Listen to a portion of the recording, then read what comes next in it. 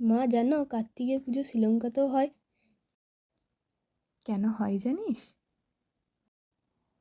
সম্ভবত তামিল বিশ্বাস অনুযায়ী।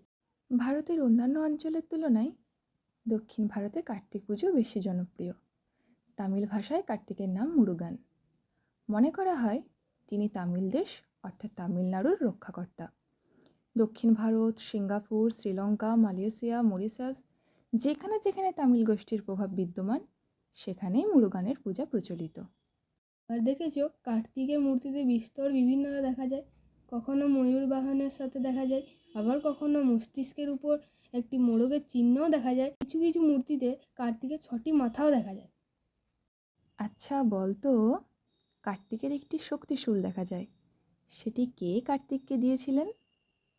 জানি তো, মা পার্বতী দিয়েছিলেন।